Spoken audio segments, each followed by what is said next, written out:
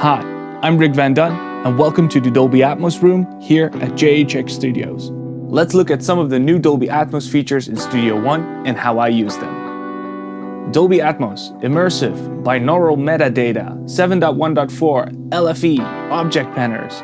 It all sounds a bit technical, and that's because it is. It doesn't, however, mean that being creative in a multi-channel environment is technical as well. As a matter of fact, I actually think it's easier than doing it in stereo. Instead of having to cram all your sounds into 2 speakers, you now have multiple. And because of binaural playback, you can even fit those in your pocket. Mixing Dolby Atmos in Studio One is easy. Let's take a look at a session. This song is called Do You by the wonderful artist Lauren Nina. We weren't meant to break, we bend, we fold, we make amends. It's hard, but we'll get there. We could spend some time apart, we can try to find another heart, but that affair won't last us, I know. Do you think of me as often as I think?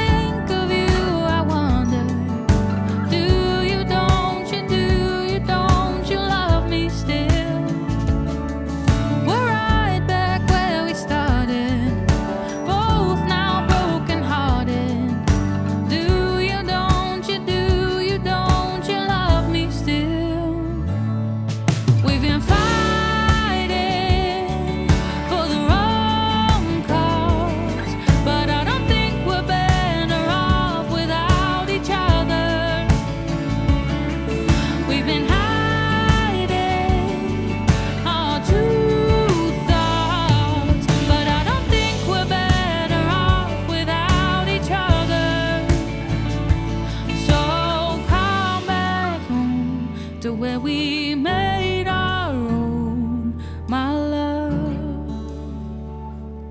Do you think of me as often as I think of you? I wonder, do you, don't you, do you, don't you love me still? As you can see, this session is set up like any other. There's drums, percussion, loops, bass guitars, keyboards, and vocals, exactly like you'd expect.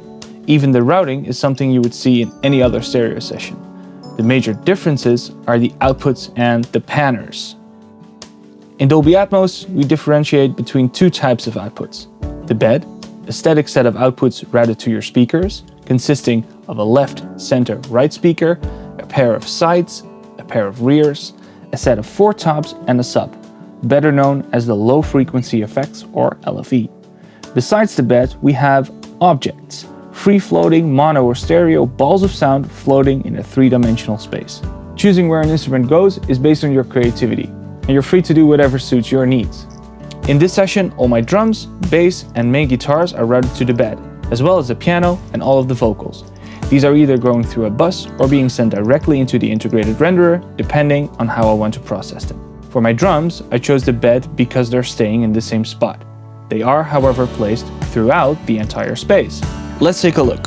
My kick is mono and being sent straight through the middle. Same goes for the snare drum. The hi-hat is panned slightly to the left and my toms are panned left and right. My overheads and room mics have something a little more creative going on. I wanted my overheads to be extra wide, to really sound outside of the speakers. And here is where the power of Dolby Atmos comes in. In stereo, you would need to trick your brain into hearing a wider stereo image by using all sorts of processing. This processing usually ends up hurting your stereo image and creating all sorts of phase problems. In Dolby Atmos, we just spread out the signal between multiple speakers. Done. With the room mics, I went 1 step further and completely panned them to the back of the room, giving the sensation of a huge space without losing the directness of the close mic signals. In this situation, I made sure to keep the left and right channels on the left and right. By default, the surround panel will rotate the entire stereo image, but that would put the right room mic in the left speaker and the other way around, possibly interfering with the stereo imaging of the overheads. Let's now take a look at the ARP synth. For this sound, I chose to create an object. In Studio One, this is easily done by switching the panner to Object Panner. This creates a 2D overview of the space through which you can move your sound around. This arpeggiated sound, being somewhat high-pitched and having transients, loans itself well for moving overhead. Biologically, our ears are better suited to locating high-pitched transient-rich sounds than they are at locating low rumble. For this reason, I'm letting the arp move overhead rather than, for example, a bass guitar. As you can see, creating movement is incredibly easy and intuitive. It doesn't take any technical know-how. You just let your imagination do the work. Studio One will do the rest. To get your signal to go up and down, you can either use the object panner or you can move the little fader in the mix window. Once again, easy and intuitive. In the surround panner, we have two more important parameters we can play around with: the center level and the LFE level. The center level takes care of the level sent to the center channel of the bed when it's present in the source, either a multi-channel file that has sound on the center channel or a signal being panned to the center channel. A cool trick, commonly known as divergence, can be achieved by slightly pulling in the spread on the panner. This will feed a summed signal into the center channel. You can now use the center level of the panner to decide the volume of the center channel. Creatively, this gives us the possibility to feed a stereo source into 3 speakers, creating a more anchored and stable sound. This is especially beneficial when listening on headphones, where there is no crossover between the left and right channel, because it's going straight into your ears. Additionally, when disabling the center on a mono source, this will send the signal out of the left and right speaker, creating a traditional phantom center. Again, creatively, this sometimes sounds better, because it creates more space for other sounds in the center channel. The LFE is maybe the most important feature of any Dolby Atmos mix. Traditionally, the LFE was used for low-frequency effects, things like loud noises, explosions, or low rumble. Never would anyone send music, dialogue, or anything else to that channel. For music, these rules don't apply, giving us the opportunity to use the LFE as a true low-end extension of our music. Instead of trying to EQ a bunch of low-end into your bass drum and creating a messy and undefined sound, we now have a whole separate channel for that. Try it out. It's low-end like you've never heard before. But beware. It's easy to overdo it and get yourself into a lot of trouble. Because remember, Dolby Atmos files can be played back on a whole host of devices, not all of them having a dedicated sub to reproduce the low end. Last time I checked, my headphones had 2 drivers and no sub. Same goes for soundbars and tabletop devices. For those devices, the speakers that are available are being used to recreate the low end that would otherwise be handled by a sub. If these speakers get fed an enormous amount of unfiltered low end, there's a good possibility that it will build up and create problems.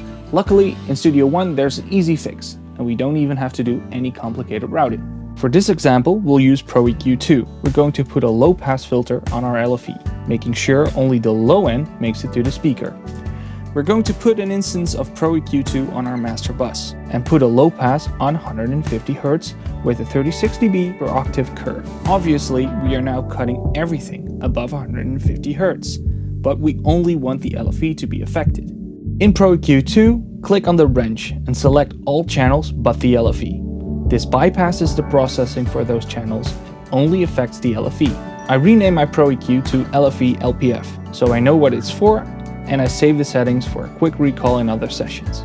You now have a solid failsafe for your LFE. You will need to play around with the settings a little bit depending on the sounds going to the LFE. A cool trick to create an even bigger low end is to put a subharmonic synthesizer on your LFE channel. Together with the low pass, this will create a more exciting LFE channel that has a lot more impact. In a similar way to setting up the low pass filter, we can set up a subharmonic plugin. For mono or stereo plugins, it's important you move your available channels to the LFE and make sure to bypass all processing but the LFE channel. I like to use BX Subfilter for this, but any similar plugin will do the trick. In case of creating cool low end, it's back to being creative. Play around with the settings and find out what works best for you. I want to thank you for checking out this video, and hopefully I've inspired you to start making Dolby Atmos mixes in Studio One. If there are any questions, you can find me online at jhxstudios.com or on Instagram at jhxstudios. Thank you and see you next time.